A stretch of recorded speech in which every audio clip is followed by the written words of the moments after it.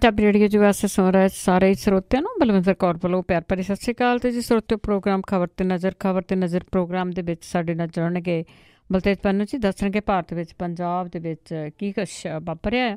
ਖਬਰਾਂ 'ਤੇ ਝਾਤ ਮਾਰਾਂਗੇ। ਖਬਰਾਂ ਤੋਂ ਪਹਿਲਾਂ ਧੰਨਵਾਦ ਕਰਨਾ ਚਾਹੁੰਦੇ ਸਾਡੇ ਸਪੋਂਸਰਸ ਜਿਨ੍ਹਾਂ ਨੇ ਇਸ ਪ੍ਰੋਗਰਾਮ ਨੂੰ ਸਪੋਂਸਰ ਕੀਤਾ, ਆਪ ਸਭ ਤੱਕ ਪਹੁੰਚਾਇਆ ਜੀ। ਖਾਲਸਾ ਇੰਸ਼ੋਰੈਂਸ ਏਜੰਸੀ ਵਾਲੇ ਜਿਨ੍ਹਾਂ ਦਾ ਫ਼ੋਨ ਨੰਬਰ 4082722500 ਜੋ ਹਰ ਇੱਕ ਤਰ੍ਹਾਂ ਦੀ ਇੰਸ਼ੋਰੈਂਸ ਕਰਦੇ ਨੇ। ਗੁਰਦੀਪ ਸਿੰਘ ਵਿਰਦੀ ਕਲੋਵਸ, ਅਸ਼ਾਨਜੀਤ ਸਿੰਘ ਕਲੋਟੀ ਜੁਬਾ ਸਿਟੀ, ਸਤਨਾਮ ਸਿੰਘ ਜੀ ਸ਼ੇਰ ਗਿੱਲ ਸਲਮਾ, ਬਹਾਦਰ ਸਿੰਘ ਗਿੱਲ ਫਾਵਲਰ ਤੋਂ, ਸੁੱਚਾ ਸਿੰਘ ਜੀ ਫਰੈਜ਼ਨੋ, ਸਰਬਜੀਤ ਸਿੰਘ ਚੋਕਰ ਟਰਲਿਕ ਤੋਂ, ਹਰਵਿੰਦਰ ਸਿੰਘ ਜੀ ਸਮਰਾ, ਸੁਰਿੰਦਰ ਸਿੰਘ ਜੀ ਅਤੇ ਹਰਵੰਤ ਸਿੰਘ ਜੀ ਉੱਪਲ ਜੁਬਾ ਸਿਟੀ ਤੋਂ ਬਹੁਤ ਬਹੁਤ ਇਹਨਾਂ ਦਾ ਧੰਨਵਾਦ ਕਰਦੇ ਆ। ਪ੍ਰੋਗਰਾਮ ਨੂੰ ਸਪੋਂਸਰ ਕੀਤਾ ਆਪ ਸਭ ਤੱਕ ਚਾਹਿਆ ਜੀ। ਸਾਡੇ ਨਾਲ ਜੁੜ ਚੁੱਕੇ ਨੇ ਬਲਤੇਜ ਪੰਨੂ ਜੀ। ਸਤਿ ਸ਼੍ਰੀ ਅਕਾਲ, ਸਵਾਗਤ ਹੈ ਜੀ। ਜੀ ਧੰਨਵਾਦ ਜੀ, ਬਹੁਤ ਮਿਹਰਬਾਨੀ।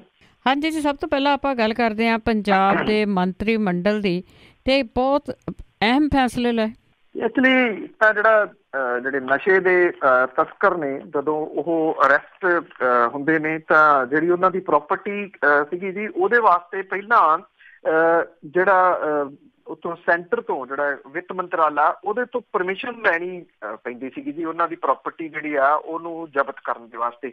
ਇਹਦੇ ਵਾਸਤੇ ਹੁਣ ਜਿਹੜਾ ਜੀ ਇਹ ਕਰ ਦਿੱਤਾ ਗਿਆ ਕਿ ਜਦੋਂ ਕੋਈ ਇਹੋ ਜਿਹੇ ਕੇਸ ਦੇ ਵਿੱਚ ਫੜਿਆ ਜਾਊਗਾ, ਉਹਦੀ ਪ੍ਰੋਪਰਟੀ ਅਟੈਚ ਹੋ ਜੂਗੀ।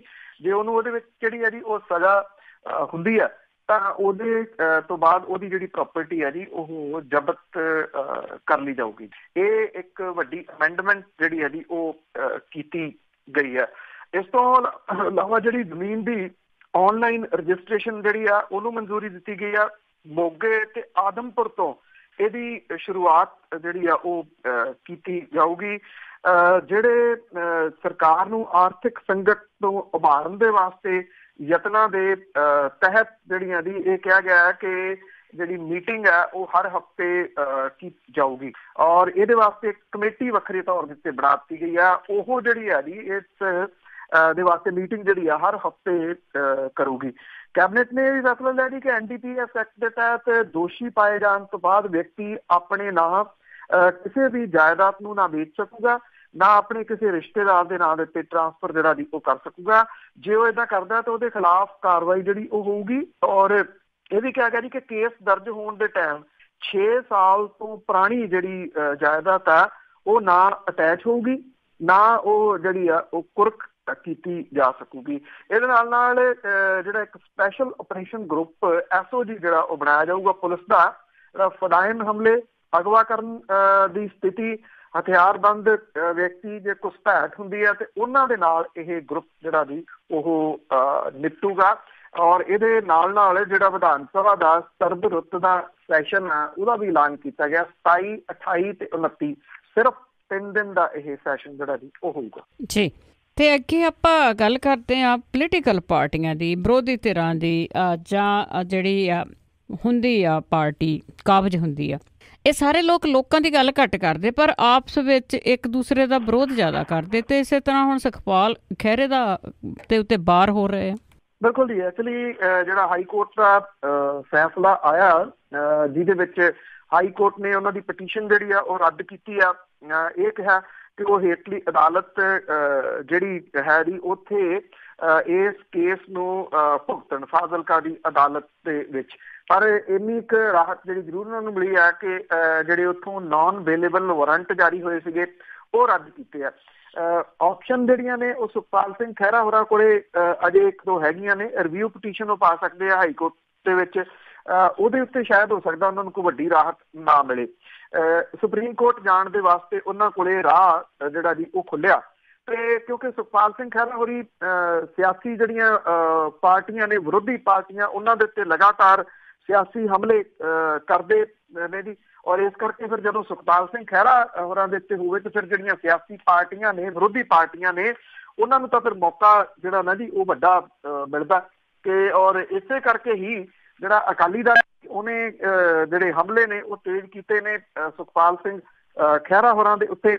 ਔਰ ਇੱਥੋਂ ਤੱਕ ਕਿ ਜਿਹੜੀ ਜਗੀਰ ਕੌਰ ਹੋਰੀ ਨੇ ਉਹਨਾਂ ਨੇ ਵੀ ਇਹ ਗੱਲ ਜਿਹੜੀ ਆ ਕਹੀ ਆ ਕਿ ਸੁਖਪਾਲ ਸਿੰਘ ਖਹਿਰਾ ਨੂੰ ਆਮ ਆਦਮੀ ਪਾਰਟੀ ਦੇ ਵਿੱਚੋਂ ਕੱਢਿਆ ਜਾਵੇ। ਔਰ ਭਾਰਤੀ ਜਨਤਾ ਪਾਰਟੀ ਤੇ ਕਾਂਗਰਸ ਨੇ ਵੀ ਜਿਹੜਾ ਜੀ ਉਹ ਹੱਲਾ ਬੋਲਿਆ ਕਿਉਂਕਿ ਇਹਨਾਂ ਸਾਰਿਆਂ ਨੂੰ ਘੇਰਦੇ ਨੇ ਸੁਖਪਾਲ ਸਿੰਘ ਖਹਿਰਾ ਹੋਰੀ। ਜਿਹੜੇ ਹੈ ਨੇ ਜਗੀਰ ਕੌਰ, ਉਹਨੇ ਇਹ ਗੱਲ ਕਹੀ ਹੈ ਕਿ ਪੰਜਾਬ ਵਿਧਾਨ ਸਭਾ ਦੇ ਵਿਰੋਧੀ ਧਿਰ ਦੇ ਆਗੂ ਦੇ ਖਿਲਾਫ ਨਸ਼ਿਆਂ ਦੇ ਵਿੱਚ ਕਾਰੋਬਾਰ ਦੇ ਵਿੱਚ ਫਸੇ ਹੋਣ ਦੇ ਲੱਗੇ ਦੋਸ਼ਾਂ ਦੇ ਤਹਿਤ ਅਦਾਲਤ ਦੇ ਵਿੱਚ ਪੇਸ਼ ਹੋਣ ਲਈ ਹਾਈ ਕੋਰਟ ਵੀ ਹੁਣ ਕਹਿ ਦਿੱਤਾ ਤੇ ਅਰਵਿੰਦ ਕੇਜਰੀਵਾਲ ਉਹਨਾਂ ਨੂੰ ਚਾਹੀਦਾ ਕਿ ਖਹਿਰੇ ਵਰਗੇ ਦਾਗੀ ਬੰਦੇ ਨੂੰ ਪਾਰਟੀ ਤੋਂ ਤੁਰੰਤ ਕੱਢਿਆ ਜਾਵੇ। ਇਹ ਜਗੀਰ ਕੌਰ ਹੋਰਾਂ ਦਾ ਬਿਆਨ ਹੈ ਜੀ।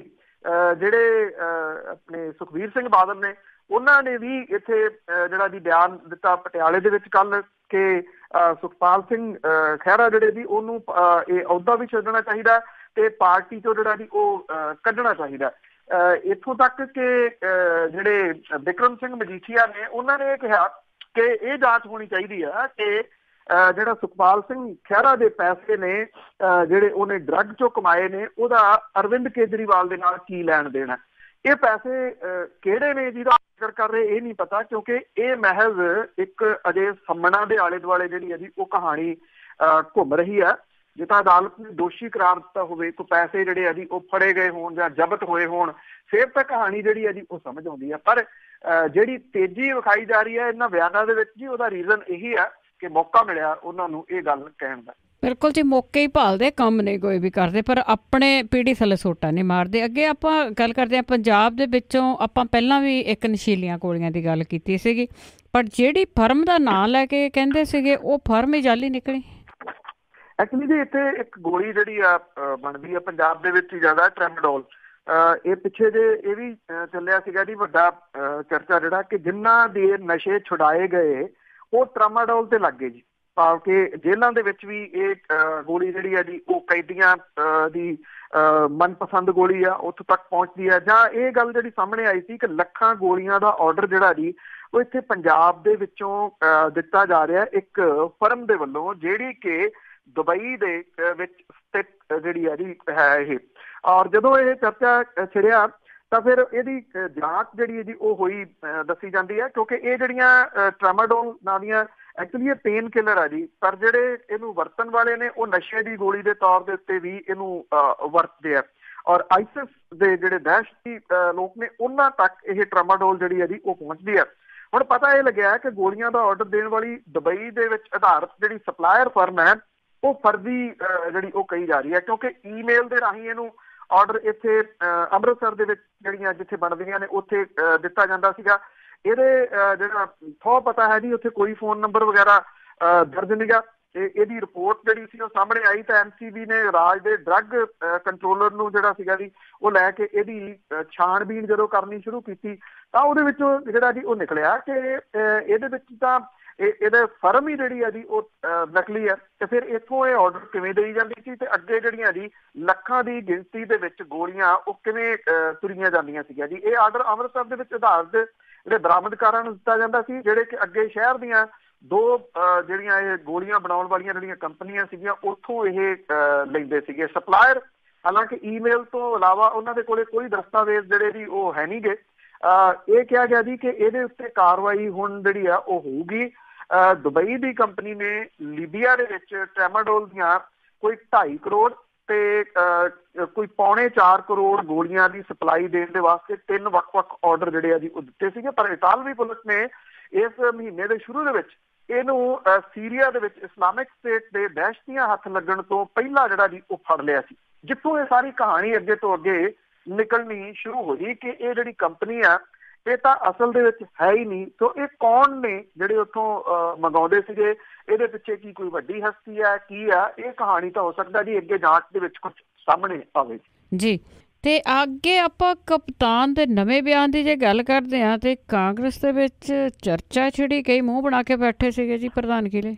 ਬਿਲਕੁਲ ਜੀ, ਐਕਚੁਅਲੀ ਕਪਤਾਨ ਸਾਹਿਬ ਨੇ ਜਦੋਂ ਉਹਨੇ ਕਹਿ ਦਿੱਤਾ ਕਿ ਇਹ ਪਾਰੀ ਉਹਨਾਂ ਦੀ ਲਾਸਟ ਪਾਰੀ ਨਹੀਂ ਗੀ, ਭਾਵ ਕਿ ਉਹ ਅਗਲੀ ਪਾਰੀ ਵੀ ਖੇਡ ਸਕਦੇ ਆ। ਜੇ ਆਪ ਹੀ ਕਹਿੰਦੇ ਕਿ ਮੈਂ 80ਵੇਂ 'ਚ ਦਾਖਲ ਹੋ ਜਾਣਾ ਜਦੋਂ ਉਹਨਾਂ ਦੀ ਆਹ ਟਰਮ ਜਿਹੜੀ ਆ ਮੁੱਕਣੀ ਆ, ਤੇ ਇਹਨੂੰ ਇਹ ਨਾ ਸਮਝਿਆ ਜਾਵੇ ਕਿ ਉਹਨਾਂ ਦੀ ਲਾਸਟ ਟਰਮ ਹੈ, ਜੋ ਕਿ ਉਹਨਾਂ ਨੇ ਪਹਿਲਾਂ ਕਿਹਾ ਸੀਗਾ ਵਿਧਾਨ ਸਭਾ ਚੋਣਾਂ ਦੇ ਦੌਰਾਨ। ਈਵਨ ਪਿਛਲੇ ਦਿਨੀ ਜਦੋਂ ਉਹ ਹਿਮਾਚਲ ਪ੍ਰਦੇਸ਼ ਦੇ ਵਿੱਚ ਪ੍ਰਚਾਰ ਕਰ ਰਹੇ ਸੀ ਤਾਂ ਉੱਥੇ ਵੀ ਉਹਨਾਂ ਨੇ ਇਹ ਗੱਲ ਕਹੀ ਸੀ ਕਿ ਮੈਂ ਬੜਾ ਸਪਸ਼ਟ ਕਰ ਚੁੱਕਾ ਕਿ ਇਹ ਮੇਰੀ ਲਾਸਟ ਪਾਰੀ ਹੈ ਤੇ ਅੱਗੋਂ ਨਵਿਆਂ ਨੂੰ ਮੌਕਾ ਜਿਹੜਾ ਜੀ ਉਹ ਮਿਲਣਾ ਚਾਹੀਦਾ। ਪਰ ਹੁਣ ਉਹ ਆਪਣੇ ਇਸ ਬਿਆਨ ਤੋਂ ਪਲਟੇ ਆ ਤੇ ਇਹ ਕਿਹਾ ਜੀ ਕਿ ਪੰਜਾਬ ਅਜੇ ਜਿਹੜਾ ਦੀ ਪੈਰਾਂ ਸਿਰ ਛੇਤੀ ਹੋਣ ਨਹੀਂ ਲੱਗਿਆ, ਇਸ ਕਰਕੇ ਉਹ ਮੈਦਾਨ ਨਹੀਂ ਛੱਡਣਗੇ ਤੇ ਅੱਗੋਂ ਵੀ ਜਿਹੜਾ ਜੀ ਉਹ ਰੈਡੀ ਰਹਿਣਗੇ। ਇਹਦੇ ਨਾਲ ਇਹ ਹੋਇਆ ਜੀ ਕਿ ਇੱਕ ਨਵੀਂ ਚਰਚਾ ਜਿਹੜੀ ਆ ਉਹ ਛਿੜੀ ਆ, ਹਾਲਾਂਕਿ ਪਲਟੀ ਵੀ ਕੁਛ ਜਿਹੜੀ ਆ ਜੀ ਉਹ ਵੱਜੀ ਆ। ਵਿੱਤ ਮੰਤਰੀ ਮਨਪ੍ਰੀਤ ਸਿੰਘ ਬਾਦਲ ਹੋਰੀ ਜਿਹੜੇ ਉਹ ਕਹਿੰਦੇ ਆ ਕਿ ਜੇ ਸਾਬਕਾ ਮੁੱਖ ਮੰਤਰੀ ਪ੍ਰਕਾਸ਼ ਸਿੰਘ ਬਾਦਲ 90ਵਿਆਂ 'ਚ ਜਾ ਕੇ ਮੁੱਖ ਮੰਤਰੀ ਦੇ ਅਹੁਦੇ ਦੇ ਦਾਅਵੇਦਾਰ ਹੋ ਸਕਦੇ ਆ ਤੇ ਕਪਤਾਨ ਸਾਹਿਬ 75 ਸਾਲਾਂ ਦੀ ਉਮਰ ਦੇ ਵਿੱਚ ਕਿਉਂ ਨਹੀਂ ਹੋ ਸਕਦੇ ਜੀ। ਉਹਨਾਂ ਨੇ ਇਹ ਵੀ ਕਿਹਾ, ਮਨਪ੍ਰੀਤ ਸਿੰਘ ਬਾਦਲ ਹੋਰਾਂ ਨੇ, ਕਿ ਲੋਕ ਸਭਾ ਹਲਕੇ ਦੀ ਜ਼ਿਮਨੀ ਚੋਣ ਦੇ ਵਿੱਚ ਪਾਰਟੀ ਦੇ ਪ੍ਰਧਾਨ ਨੂੰ ਜਿਹੜਾ ਜੀ 2 ਲੱਖ ਵੋਟਾਂ ਦੇ ਨਾਲ ਕੈਪਟਨ ਸਾਹਿਬ ਨੇ ਹੀ ਜਿਤਾਇਆ। ਔਰ ਇਹ ਵੀ ਕਿਹਾ ਜਾ ਰਿਹਾ ਜੀ ਕਿ ਜਿਹੜੇ ਪ੍ਰਤਾਪ ਸਿੰਘ ਬਾਜਵਾ ਤੇ ਕੁਝ ਹੋਰ ਜਿਹੜੇ ਆਗੂ ਨੇ ਉਹਨਾਂ ਨੂੰ ਇਹਦੇ ਨਾਲ ਜਿਹੜੀ ਹੈ ਜੀ ਉਹ ਨਿਰਾਸ਼ਾ ਹੋਈ ਹੈ। ਪੰਜਾਬ ਕਾਂਗਰਸ ਦੀ ਲੀਡਰਸ਼ਿਪ ਜਿਹੜੀ ਹੈ ਜੀ ਉਹਦੇ ਵਿੱਚ ਵੀ ਘੁਸਰ ਮੁਸਰਤਾ ਜਿਹੜੀ ਜੀ ਉਹ ਅੰਦਰ ਖਾਤੇ ਚੱਲੀ ਜਾਂਦੀ ਹੈ ਇਸ ਬਿਆਨ ਨੂੰ ਲੈ ਕੇ। ਹਾਲਾਂਕਿ ਜਿਹੜੀ ਪੰਜਾਬ ਮਾਮਲਿਆਂ ਦੇ ਇੰਚਾਰਜ ਨੇ ਆਸ਼ਾ ਕੁਮਾਰੀ, ਉਹਨਾਂ ਨੇ ਇਹ ਗੱਲ ਕਹੀ ਹੈ ਕਿ ਕਾਂਗਰਸ ਦੇ ਕੋਲੇ ਪੰਜਾਬ ਦੇ ਵਿੱਚ ਕੈਪਟਨ ਦੇ ਕੱਦ ਬੁੱਤ ਦਾ ਕੋਈ ਨੇਤਾ ਨਹੀਂ ਹੈਗਾ, ਇਸ ਕਰਕੇ ਜੇ ਉਹ ਇਸ ਦੇ ਵਿੱਚ ਸਰਗਰਮ ਸਿਆਸਤ ਦੇ ਵਿੱਚ ਜਿਹੜੇ ਜੀ ਉਹ ਸਰਗਰਮ ਰਹਿੰਦੇ ਆ ਤੇ ਇਹਦਾ ਫਾਇਦਾ ਜਿਹੜਾ ਜੀ ਉਹ ਕਾਂਗਰਸ ਨੂੰ ਹੀ ਜਿਹੜਾ ਉਹ ਹੋਣਾ। ਅਜੇ ਬੇਸ਼ੱਕ ਇਹਦੇ ਉੱਤੇ ਨਾ ਤਾਂ ਕੋਈ ਟਿੱਪਣੀ ਵੱਡੀ ਜਿਹੜੀ ਜੀ ਉਹ ਆਈ ਆ ਤੇ ਨਾ ਹੋ ਸਕਦਾ ਆਉਣ ਵਾਲੇ ਦਿਨਾਂ 'ਚ ਆਵੇ ਕਿ ਜਿਹੜੀ ਕੱਲ ਮੀਟਿੰਗ ਹੋਈ ਆ ਮੰਤਰੀ ਮੰਡਲ ਦੀ, ਉਹਦੇ ਵਿੱਚੋਂ ਨਵਜੋਤ ਸਿੰਘ ਸਿੱਧੂ ਹੋਰੀ ਕਿਉਂ ਗੈਰ ਹਾਜ਼ਰ ਸੀ? ਬਿਲਕੁਲ ਜੀ, ਸਾਰਿਆਂ ਨੂੰ ਪਤਾ ਕਿ ਉਹ ਜ਼ਿਆਦਾ ਹੀ ਕਾਲੇ ਸੀਗੇ ਮੁੱਖ ਮੰਤਰੀ ਬਣਨੇ ਦੇ ਲਈ। ਤੇ ਅੱਗੇ ਕਾਫੀ ਚਰਚਿਤ ਮਾਮਲਾ ਹੈ ਜੀ ਜੱਗੀ ਜੌਲ ਦਾ, ਜੋ ਇੰਗਲੈਂਡ ਵਾਲਾ ਹੈ, ਤੇ ਉਸ ਦਾ ਰਿਮਾਂਡ ਖਤਮ। ਬਿਲਕੁਲ ਜੀ, ਇਹਨੇ ਇਸ ਵੇਲੇ ਵਿਦੇਸ਼ਾਂ ਦੇ ਵਿੱਚ ਤਾਂ ਖਾਸ ਤੌਰ ਦੇ ਉੱਤੇ ਜੀ ਬੜੀ ਚਰਚਾ ਜਿਹੜੀ ਆ ਇਸ ਕੇਸ ਦੀ ਹੋ ਰਹੀ ਹੈ, ਇੱਥੇ ਵੀ ਹੋ ਰਹੀ ਆ ਵੱਡੇ ਪੱਧਰ ਦੇ ਉੱਤੇ। ਉਹਦਾ ਰਿਮਾਂਡ ਜਿਹੜਾ ਜੀ ਉਹ ਮੁੱਕ ਗਿਆ ਔਰ ਰਿਮਾਂਡ ਮੁੱਕੇ ਤੋਂ ਬਾਅਦ ਜਗਤਾਰ ਸਿੰਘ ਜੌਲ, ਜੱਗੀ ਜੌਲ, ਹਰਮਿੰਦਰ ਸਿੰਘ ਮਿੰਟੂ ਤੇ ਧਰਮਿੰਦਰ ਗੁਗਲੀ ਨੂੰ ਰਿਮਾਂਡ ਜਿਹੜਾ ਜੀ ਉਹ ਖਤਮ ਹੋਣ ਤੋਂ ਬਾਅਦ ਬਾਘੇ ਪੁਰਾਣੇ ਦੀ ਅਦਾਲਤ ਦੇ ਵਿੱਚ ਪੇਸ਼ ਕੀਤਾ ਗਿਆ। ਪੁਲਿਸ ਦੇ ਵੱਲੋਂ ਹੋਰ ਰਿਮਾਂਡ ਮੰਗਿਆ ਗਿਆ ਸੀਗਾ, ਪਰ ਅਦਾਲਤ ਨੇ ਤਿੰਨਾਂ ਨੂੰ 30 ਨਵੰਬਰ ਤੱਕ ਜਿਹੜਾ ਜੀ ਉਹ ਜੁਡੀਸ਼ੀਅਲ ਕਸਟਡੀ ਦੇ ਵਿੱਚ ਜਿਹੜਾ ਜੀ ਉਹ ਭੇਜ ਦਿੱਤਾ, ਹੋਰ ਰਿਮਾਂਡ ਦਿੱਤਾ ਨਹੀਂ। ਸ਼ਾਇਦ ਇਹਦਾ ਰੀਜ਼ਨ ਬੇਸ਼ੱਕ ਜਿਹੜਾ ਜੀ ਉਹ ਡਿਟੇਲ ਦੇ ਵਿੱਚ ਇਹਦੇ ਸਾਹਮਣੇ ਨਹੀਂ ਆਇਆ ਕਿ ਕਿਉਂਕਿ ਜੇ ਰਿਮਾਂਡ ਲੈਣਾ ਹੁੰਦਾ ਪੁਲਿਸ ਨੇ ਤੇ ਉਹਨੂੰ ਪਿਛਲੀ ਰਿਮਾਂਡ ਦੇ ਦੌਰਾਨ ਕੀ ਕੁਝ ਜਿਹੜੇ ਜੀ ਉਹ ਪ੍ਰਾਪਤ ਹੋਇਆ ਉਹ ਦੱਸਣਾ ਪੈਂਦਾ ਹੈ ਕਿ ਆਹ ਰਹਿ ਗਿਆ, ਸ਼ਾਇਦ ਉਹ ਨਹੀਂ ਦੱਸ ਸਕੇ, ਜਿਹਦੇ ਕਰਕੇ ਅਦਾਲਤ ਨੇ ਹੋਰ ਰਿਮਾਂਡ ਇਹਨਾਂ ਦਾ ਨਹੀਂ ਦਿੱਤਾ। ਜਿਹੜਾ ਸ਼ੇਰਾ ਭਲਵਾਨ ਨਾਲ ਵੀ ਫੜਿਆ ਹੈ ਇਸ ਮਾਮਲੇ, ਇਹਦਾ 1 ਦਿਨ ਦਾ ਰਿਮਾਂਡ ਜਿਹੜਾ ਜੀ ਉਹ ਜ਼ਰੂਰ ਮਿਲਿਆ। ਔਰ ਜਿਹੜਾ ਜੱਗੀ ਜੌਲ ਹੈ ਜੀ ਉਹਨੂੰ ਜੇਲ੍ਹ ਦੇ ਵਿੱਚ ਨਹੀਂ ਭੇਜਿਆ ਗਿਆ। ਉਹਦਾ ਰੀਜ਼ਨ ਇਹ ਹੈ ਕਿ ਜਿਹੜੀ ਲੁਧਿਆਣੇ ਦੀ ਪੁਲਿਸ ਹੈ ਉਹ ਉਹਨੂੰ ਪ੍ਰੋਡਕਸ਼ਨ ਵਾਰੰਟ ਦੇ ਉੱਤੇ ਜਿਹੜੀ ਹੈ ਜੀ ਲੈ ਆਈ ਆ, ਉਹ ਵੱਖਰੇ ਤੌਰ ਦੇ ਉੱਤੇ ਉਹਨੂੰ ਪੁੱਛਗਿੱਛ ਕਰਨਾ ਚਾਹੁੰਦੀ ਹੈ। ਜਿਹੜੀਆਂ ਕਤਲ ਦੀਆਂ ਵਾਰਦਾਤਾਂ ਨੇ, ਅਮਿਤ ਸ਼ਰਮਾ, ਪਾਦਰੀ ਸੁਲਤਾਨ ਮਸੀਹ ਤੇ RSS ਦੇ ਆਗੂ ਰਵਿੰਦਰ ਗੁਸਾਈ ਦੇ ਕਤਲਾਂ ਦੇ ਬਾਰੇ ਉਹਨੇ ਪੁੱਛਗਿੱਛ ਜਿਹੜੀ ਹੈ ਜੀ ਉਹ ਕਰਨੀ ਹੈ। ਇਸੇ ਮਾਮਲੇ ਦੇ ਵਿੱਚ ਇੱਕ ਜਿਹੜਾ ਜੀ ਫੜੇ ਹੋਰ ਜਿੰਮੀ ਸਿੰਘ ਜਿਹੜਾ ਹੈ ਉਹਨੂੰ ਵੀ ਜਿਹੜਾ ਜੀ ਅਦਾਲਤ ਦੇ ਵਿੱਚ ਪੇਸ਼ ਕੀਤਾ ਗਿਆ। ਔਰ ਜਿਹੜੀ NIA ਹੈ ਜਿਹਨੂੰ ਇਹ ਜਾਂਚ ਦਿੱਤੀ ਗਈ ਸੀਗੀ ਰਵਿੰਦਰ ਗੁਸਾਈ ਵਾਲੇ ਮਾਮਲੇ ਦੀ, ਉਹ ਵੀ ਪੰਜਾਬ ਦੇ ਵਿੱਚ ਆਈ ਹੈ ਜੀ ਹੁਣ, ਔਰ ਉਹਨੇ ਇਹ ਜਾਂਚ ਜਿਹੜੀ ਆ ਉਹ ਆਰੰਭੀ ਆ ਔਰ ਉਹਨੇ ਜਿਹੜੇ ਜੀ ਦਸਤਾਵੇਜ਼ ਕੁਝ ਪੁਲਿਸ ਤੋਂ ਹਾਸਲ ਕੀਤੇ ਆ। ਹੁਣ ਇੱਥੇ ਥੋੜਾ ਜਿਹਾ ਸਵਾਲ ਇਹ ਜ਼ਰੂਰ ਬਣਦਾ ਜੀ ਕਿ ਜਦੋਂ ਪੰਜਾਬ ਦੀ ਸਰਕਾਰ ਦੇ ਵੱਲੋਂ, ਪੰਜਾਬ ਦੇ ਮੁੱਖ ਮੰਤਰੀ ਦੇ ਵੱਲੋਂ, ਪੰਜਾਬ ਦੇ ਪੁਲਿਸ ਮੁਖੀ ਦੇ ਵੱਲੋਂ ਇੱਕ ਪ੍ਰੈਸ ਕਾਨਫਰੰਸ ਦੇ ਵਿੱਚ ਜਾਂ ਸਾਰੇ ਇਹ ਖੁਲਾਸਾ ਕਰ ਦਿੱਤਾ ਗਿਆ ਕਿ ਜਿਹੜੇ 6 ਦੇ ਕਰੀਬ ਕਤਲ ਸੀਗੇ ਉਹ ਉਹਨਾਂ ਨੇ ਮਸਲਾ ਹੱਲ ਕਰ ਲਿਆ ਔਰ ਇਹਦੇ ਸੰਬੰਧੀ ਗ੍ਰਿਫਤਾਰੀਆਂ ਵੀ ਹੋ ਗਈਆਂ, ਫਿਰ NIA ਜਿਹੜੀ ਹੈ ਜੀ ਇਹ ਜਿਹੜੇ ਗੁਸਾਈ ਕਤਲ ਮਾਮਲੇ ਦੇ ਵਿੱਚ ਦਸਤਾਵੇਜ਼ ਹਾਸਲ ਕਿਉਂ ਕਰ ਰਹੀ ਹੈ ਤੇ ਕੀ ਇਹ ਜਿਹੜੀ ਜਾਂਚ ਹੈ ਜੀ ਉਹ ਆਪਣੇ ਤੌਰ ਦੇ ਉੱਤੇ ਵੱਖਰੇ ਤੌਰ ਤੇ ਕਰੂਗੀ ਜਾਂ ਇਹੀ ਜਾਂਚ ਜਿਹੜੀ ਹੈ ਜੀ ਇਹਨੂੰ ਕਰਕੇ, ਕਿਉਂਕਿ ਲਿਖ ਕੇ ਦਿੱਤਾ ਸੀ ਮੁੱਖ ਮੰਤਰੀ ਹੋਰਾਂ ਨੇ ਸੈਂਟਰ ਦੀ ਸਰਕਾਰ ਨੂੰ, ਸੈਂਟਰ ਦੀ ਸਰਕਾਰ ਨੇ NIA ਨੂੰ ਇਹ ਜਾਂਚ ਜਿਹੜੀ ਉਹ ਦੇ ਦਿੱਤੀ ਤੇ ਕੱਲ NIA ਦੀ ਜਿਹੜੀ ਟੀਮ ਹੈ ਉਹ ਇੱਥੇ ਲੁਧਿਆਣੇ ਦੇ ਵਿੱਚ ਜਿਹੜੀ ਹੈ ਜੀ ਉਹ ਆਈ ਆ। ਇਹ ਥੋੜਾ ਜਿਹਾ ਭੰਬਲ ਭੂਸਾ ਜਿਹੜਾ ਜੀ ਉਹ ਕ੍ਰੀਏਟ ਹੋ ਗਿਆ ਕਿ ਕੀ ਉਹ ਉਹਨੂੰ ਨਹੀਂ ਮੰਨਦੀ, ਆਪਣੇ ਤੌਰ ਦੇ ਉੱਤੇ ਜਾਂਚ ਜਿਹੜੀ ਜੀ ਕਰੂਗੀ। ਜੇ ਇਹਦਾ ਇੱਕ ਪੱਖ ਦੇਖਿਆ ਜਾਵੇ ਤਾਂ ਇਹ ਬੈਟਰ ਪੱਖ ਵੀ ਹੋ ਸਕਦਾ ਜੀ, ਕਿਉਂਕਿ ਜੇ ਉਹ ਆਪਣੇ ਤੌਰ ਦੇ ਉੱਤੇ ਜਾਂਚ ਕਰਦੀ ਹੈ NIA ਜਿਹੜੀ ਹੈ ਜੀ ਨੈਸ਼ਨਲ ਇਨਵੈਸਟੀਗੇਸ਼ਨ ਏਜੰਸੀ, ਤਾਂ ਉਹ ਪੰਜਾਬ ਪੁਲਿਸ ਦੀ ਜਿਹੜੀ ਥਿਊਰੀ ਆ ਉਹਨੂੰ ਰੱਦ ਵੀ ਕਰ ਸਕਦੀ। ਜੀ ਹੈ ਤੇ ਕੋਈ ਨਾ ਕੋਈ ਇੱਥੇ ਇਹਦੇ ਵਿੱਚ ਤਾਂ ਹੀ ਤੇ ਭੰਬਲ ਭੂਸਾ ਪਿਆ ਹੋਇਆ ਤੇ ਅੱਗੇ ਪੰਜਾਬ ਹਰੇਕ ਚੀਜ਼ ਦੇ ਵਿੱਚ ਮੋਹਰੀ ਹੈ ਜੀ, ਜਾਂ ਕੋਈ ਬਿਮਾਰੀ ਹੋਵੇ ਕੁਛ ਵੀ ਹੋਵੇ ਤੇ ਪੰਜਾਬ 'ਚ ਡੇਂਗੂ ਦੀ ਮਾਰ ਸਭ ਤੋਂ ਵੱਧ। ਕਦੀ ਪੰਜਾਬ ਸਭ ਤੋਂ ਬੁਰੀ ਤਰ੍ਹਾਂ ਡੇਂਗੂ ਦੀ ਮਾਰ ਦੇ ਹੇਠ ਆਇਆ ਹੋਇਆ ਜੀ। ਬੇਸ਼ੱਕ ਹੁਣ ਠੰਡ ਹੋ ਗਈ ਪਰ ਡੇਂਗੂ ਦਾ ਪ੍ਰਕੋਪ ਅਜੇ ਜਿਹੜਾ ਜੀ ਉਹ ਘੱਟ ਨਹੀਂ ਰਿਹਾ। ਤੁਸੀਂ ਇੱਥੇ ਕਿਸੇ ਨੂੰ ਪੁੱਛੋ ਜੀ, ਹਰ ਘਰ ਦੇ ਵਿੱਚ ਤਕਰੀਬਨ ਜਿਹੜਾ ਜੀ ਉਹ ਡੇਂਗੂ ਦਾ ਮਰੀਜ਼ ਰਿਹਾ। ਈਵਨ ਘਰ ਦੇ ਵਿੱਚ ਕਈ ਮਰੀਜ਼ ਜਿਹੜੇ ਉਹ ਡੇਂਗੂ ਦੇ ਰਹੇ ਨੇ। ਭਾਰਤ ਦੇ ਵਿੱਚੋਂ ਕੇਰਲਾ, ਕਰਨਾਟਕਾ, ਤਾਮਿਲਨਾਡੂ ਨੂੰ ਛੱਡ ਕੇ ਡੇਂਗੂ ਦੇ ਮਰੀਜ਼ਾਂ ਦੀ ਗਿਣਤੀ ਸਭ ਤੋਂ ਵੱਧ ਪੰਜਾਬ 'ਚ ਹੈ। ਪੰਜਾਬ ਦੇ ਵਿੱਚ ਡੇਂਗੂ ਦੇ ਰੋਜ਼ 250 ਤੋਂ ਲੈ ਕੇ 300 ਤੱਕ ਮਰੀਜ਼ ਜਿਹੜੇ ਉਹ ਹਸਪਤਾਲਾਂ ਦੇ ਵਿੱਚ ਆ ਰਹੇ ਆ। ਇਹਨਾਂ ਦੀ ਗਿਣਤੀ ਜਿਹੜੀ ਹੈ ਜੀ ਉਹ 13,000 ਨੂੰ ਟੱਪ ਗਈ ਹੈ। ਪਿਛਲੇ 3 ਸਾਲਾਂ ਦੇ ਨਾਲੋਂ ਸਭ ਤੋਂ ਵੱਧ ਹੈ। ਸਿਹਤ ਵਿਭਾਗ ਸ਼ੱਕੀ ਮਰੀਜ਼ਾਂ ਦੀ ਗਿਣਤੀ 17,000 ਵੀ ਜਿਹੜਾ ਜੀ ਉਹ ਦੱਸ ਰਿਹਾ। ਇਹ ਜਿੱਦਾਂ ਦਾ ਮੌਸਮ ਚੱਲ ਰਿਹਾ ਜੀ ਉਹਦੇ ਵਿੱਚ ਹਜੇ ਇਹ ਕਿਹਾ ਜਾ ਰਿਹਾ ਕਿ 2 ਹਫ਼ਤੇ ਡੇਂਗੂ ਦੇ ਖਤਮ ਹੋਣ ਦੀ ਸੰਭਾਵਨਾ ਜਿਹੜੀ ਆ ਉਹ ਨਜ਼ਰ ਨਹੀਂ ਆ ਰਹੀ। ਭਾਰਤ ਦੇ ਵਿੱਚੋਂ ਪੰਜਾਬ 'ਚ ਡੇਂਗੂ ਦੇ ਮਰੀਜ਼ਾਂ ਦੀ ਗਿਣਤੀ 4ਥੇ ਨੰਬਰ ਦੇ ਉੱਤੇ ਆ। ਹਾਲਾਂਕਿ ਏਰੀਆ ਵਾਈਜ਼ ਦੇਖਿਆ ਜਾਵੇ ਤਾਂ ਆਬਾਦੀ ਦੇ ਹਿਸਾਬ ਦੇ ਨਾਲ ਇਹ ਬਹੁਤ ਛੋਟਾ ਹੈ। ਕੇਰਲਾ ਦੇ ਵਿੱਚ ਡੇਂਗੂ ਦੇ 19,476 ਮਰੀਜ਼ ਆਏ। ਤਾਮਿਲਨਾਡੂ ਦੇ ਵਿੱਚ ਮਰੀਜ਼ਾਂ ਦੀ ਗਿਣਤੀ 19,116 ਹੈ। ਕਰਨਾਟਕਾ ਦੇ ਵਿੱਚ ਮਰੀਜ਼ ਜਿਹੜੇ ਆ ਜੀ ਉਹ 15,000 ਨੂੰ ਪਾਰ ਕਰ ਗਏ। ਚੰਡੀਗੜ੍ਹ ਦੇ ਵਿੱਚ ਡੇਂਗੂ ਦੇ ਮਰੀਜ਼ਾਂ ਦੀ ਗਿਣਤੀ ਹਜ਼ਾਰ ਦੇ ਨੇੜੇ ਤੇੜੇ ਆ ਔਰ ਹਰਿਆਣੇ ਦੇ ਵਿੱਚ 1755 ਦੇ ਕਰੀਬ ਜਿਹੜੀ ਹੈ ਜੀ ਉਹ ਦੱਸੀ ਜਾ ਰਹੀ ਹੈ। ਔਰ ਇਹ ਅੰਕੜੇ ਜਿਹੜੇ national water borne disease control program ਜਿਹੜਾ ਜੀ ਉਹਨੇ ਦਿੱਤੇ ਨੇ। ਤੁਸੀਂ ਹੈਰਾਨ ਹੋਵੋਗੇ ਜੀ, ਡੇਂਗੂ ਦਾ ਸਭ ਤੋਂ ਜ਼ਿਆਦਾ ਮਾੜਾ ਹਾਲ ਸਾਫ਼ ਸੁਥਰੇ ਸ਼ਹਿਰ ਮੋਹਾਲੀ ਦਾ। ਪਹਿਲੇ ਨੰਬਰ ਦੇ ਉੱਤੇ ਮੋਹਾਲੀ ਦੇ ਵਿੱਚ ਜਿਹੜੇ ਜੀ ਇਹ ਮਰੀਜ਼ ਪਾਏ ਗਏ ਨੇ। ਔਰ ਦੂਜਾ ਨੰਬਰ ਜਿਹੜਾ ਜੀ ਮੁੱਖ ਮੰਤਰੀ ਕੈਪਟਨ ਅਮਰਿੰਦਰ ਸਿੰਘ ਹੋਰਾਂ ਦਾ ਤੇ ਸਿਹਤ ਮੰਤਰੀ ਬ੍ਰਹਮ ਮਹਿੰਦਰਾ ਹੋਰਾਂ ਦਾ ਸ਼ਹਿਰ ਹੈ ਜੀ ਪਟਿਆਲਾ। ਪਟਿਆਲਾ ਡਿਸਟ੍ਰਿਕਟ ਦੂਜੇ ਨੰਬਰ ਦੇ ਉੱਤੇ ਹੈ ਜਿੱਥੇ ਸਭ ਤੋਂ ਵੱਧ ਡੇਂਗੂ ਦੇ ਪੇਸ਼ੈਂਟ ਜਿਹੜੇ ਆ ਉਹ ਪਾਏ ਗਏ ਆ। ਸਿਹਤ ਵਿਭਾਗ ਜਿਹੜਾ ਜੀ ਉਹ ਆਪਣੀ ਤੌਰ ਦੇ ਉੱਤੇ ਜੋ ਮਰਜ਼ੀ ਕਹੀ ਜਾਵੇ ਪਰ ਇੱਥੇ ਜਿਹੜੀ ਫੌਗਿੰਗ ਵਗੈਰਾ ਕੀਤੀ ਜਾਂਦੀ ਹੁੰਦੀ ਸੀਗੀ, ਫੰਡਾਂ ਦੀ ਘਾਟ ਕਰਕੇ ਕੋਈ ਫੌਗਿੰਗ ਵਗੈਰਾ ਜਿਹੜੀ ਉਹ ਨਹੀਂ ਕੀਤੀ ਗਈ। ਇਹਦੇ ਕੋਈ ਅਗਾਊਂ ਪ੍ਰਬੰਧ ਜਿਹੜੇ ਜੀ ਉਹ ਨਹੀਂ ਸੀ ਕੀਤੇ ਗਏ, ਜਿਹਦੇ ਕਰਕੇ ਡੇਂਗੂ ਏਡੀ ਵੱਡੀ ਗਿਣਤੀ ਦੇ ਵਿੱਚ ਇਸ ਵਾਰੀ ਪੰਜਾਬ ਨੂੰ ਡੰਗ ਗਿਆ। ਬਿਲਕੁਲ ਜੀ, ਪਹਿਲਾਂ ਹੁੰਦਾ ਸੀਗਾ DTD ਛਿੜਕਾਉਂਦੇ ਸੀ, ਬਹੁਤ ਕੁਝ ਛਿੜਕਾਇਆ ਜਾਂਦਾ ਸੀ ਪਰ ਹੁਣ ਤਾਂ ਕੱਖ ਵੀ ਨਹੀਂ ਹੋ ਰਿਹਾ। ਤੇ ਅੱਗੇ ਆਪਾਂ ਗੱਲ ਕਰਦੇ ਹਾਂ SGPC ਦੇ ਪ੍ਰਧਾਨ ਦੀ ਚੋਣ ਹੋਣੀ ਆ ਤੇ ਅੱਧੀ ਦਰਜਨ ਤੋਂ ਵੀ ਵੱਧ ਲੋਕ ਦੌੜ ਦੇ ਵਿੱਚ। ਬਿਲਕੁਲ ਜੀ, ਇਸ ਵੇਲੇ ਜਿਹੜਾ ਜੀ ਇਹ ਹੌਲੀ ਹੌਲੀ ਚਰਚਾ ਬਣਦੀ ਜਾ ਰਹੀ ਹੈ ਕਿਉਂਕਿ ਨਵੰਬਰ ਦੇ ਅਖੀਰ ਦੇ ਵਿੱਚ ਜਿਹੜੀ ਹੈ ਜੀ 27-28 ਦੇ ਨੇੜੇ ਤੇੜੇ 29 ਨੂੰ ਸ਼ਾਇਦ ਜਿਹੜਾ, ਹਾਲਾਂਕਿ ਇਹਦੀ ਅਨਾਊਂਸਮੈਂਟ ਅਜੇ ਨਹੀਂ ਕੀਤੀ ਗਈ, ਜਨਰਲ ਇਜਲਾਸ ਦੇ ਵਿੱਚ ਜਿਹੜਾ ਜੀ ਉਹ ਪ੍ਰਧਾਨ ਦੀ ਚੋਣ ਹੋਊਗੀ। ਇੱਕ ਗੱਲ ਤਾਂ ਤਕਰੀਬਨ ਲੱਗਦੀ ਆ ਕਿ ਕਿਰਪਾਲ ਸਿੰਘ ਬਡੂੰਗਰ ਜਿਹੜੇ ਆ ਜੀ ਉਹਨਾਂ ਦੀ ਰੁਖਸਤੀ ਜਿਹੜੀ ਹੈ ਜੀ ਉਹ ਸ਼ੋਰ ਹੀ ਆ ਕਿ ਉਹਨਾਂ ਨੂੰ ਅੱਗੋਂ ਨਹੀਂ ਬਣਾਇਆ ਜਾਊਗਾ। ਇਹ ਕਿਹਾ ਜਾ ਕਿ ਪ੍ਰੋਫੈਸਰ ਕਿਰਪਾਲ ਸਿੰਘ ਬਡੂੰਗਰ ਨੇ ਕੰਮ ਤਾਂ ਚੰਗਾ ਕੀਤਾ ਪਰ ਬਾਦਲ ਪਰਿਵਾਰ ਦੀ ਕਸੌਟੀ ਦੇ ਉੱਤੇ ਉਹ ਖਰੇ ਨਹੀਂ ਉਤਰੇ। ਭਰਤੀਆਂ ਨੂੰ ਲੈ ਕੇ ਅੰਦਰੋਂ ਅੰਦਰੀ ਉਹਨਾਂ ਦੇ ਖਿਲਾਫ ਕਮੇਟੀ ਦੇ ਵਿੱਚ ਵੀ ਜਿਹੜੀ ਆ ਜੀ ਉਹ ਨਾਰਾਜ਼ਗੀ ਚੱਲ ਰਹੀ ਆ। ਇਹ ਉਹਨਾਂ ਦੇ ਵਾਸਤੇ ਵਧਾਈ ਦਾ ਜਿਹੜਾ ਜੀ ਉਹ ਕਾਰਨ ਬਣ ਸਕਦੀ ਆ। ਇਹ ਵੀ ਕਿਹਾ ਜਾ ਰਿਹਾ ਜੀ ਕਿ ਜਿਹੜੀ RSS ਹੈ ਉਹਨੂੰ ਵੀ ਕੁਝ ਇਤਰਾਜ਼ ਹੈ ਜਿਹੜਾ ਕਿ ਬਾਦਲ ਪਰਿਵਾਰ ਤੱਕ ਪਹੁੰਚਾਇਆ ਗਿਆ, ਜਿਹਦੇ ਕਰਕੇ ਕਿਰਪਾਲ ਸਿੰਘ ਬਡੂੰਗਰ ਹੋਰਾਂ ਦਾ ਨਾਮ ਨਹੀਂ ਆ ਸਕਦਾ ਜੀ ਸਾਹਮਣੇ।